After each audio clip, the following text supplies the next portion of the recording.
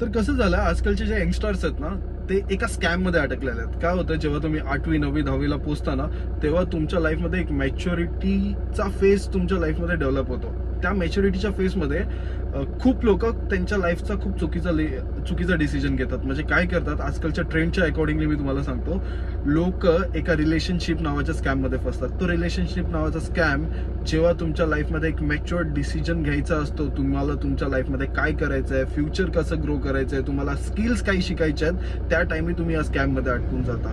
ठीक आहे, त्या स्कॅम मध्ये जेव्हा तुम्ही पडता तेव्हा तुमचे फ्युचरचे 5 ते 10 वर्ष वाया जातात. कसं असतं, त्या टाइमी जेव्हा तुम्ही मॅच्युअर्ड होता तेव्हा तुम्ही तुमच्या लाईफमध्ये एक अनमॅच्युअर्ड डिसिजन घेता. तो अनमॅच्युअर्ड डिसिजन तुम्हाला तुमच्या फ्युचरमध्ये फक्त तुम्हाला रिग्रेट करवतो की जर मी ही गोष्ट केली नसती तर आज मी कुठे असतो.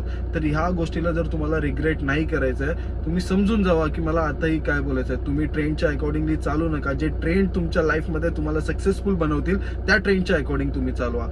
ज्या फेजमध्ये तुम्हाला तुमची स्किल्स, तुम्हाला पर्सनॅलिटी, तुमचे एम्स, तुम्हाला मोटिवेशन पाहिजे, त्या टाइमी तुम्ही जर चुकीच्या रिलेशनशिप नावाच्या स्कॅम मध्ये जर तुम्ही त्यावेळी तुम्ही तुमच्या फ्युचरचे 8 ते 10 वर्ष वाया घालवता.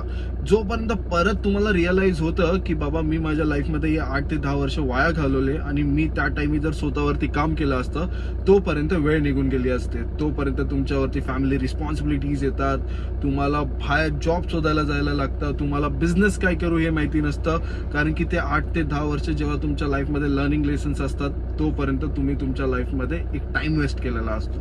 तर मला एवढंच सांगायचं आहे सगळ्यांना की जो लाईफ तुमच्या म्हणजे तुम्हाला फ्युचरमध्ये खूप टॉपला घेऊन जाऊ शकतो, तो टाइम तुम्ही वाया घालवू नका. तुम्ही तुमच्या फ्युचरवरशी लक्ष द्या. तुम्ही जो तुमचा मॅच्युरिटीचा फेस आहे त्याला मॅच्युअर्ड बनवून त्याला युटिलाइज करा आणि तुम्ही नक्कीच तुमच्या लाईफमध्ये ग्रोथ बघाल. आणि चुकीचे डिसिजन ट्रेंडच्या अकॉर्डिंगली घेऊ नका.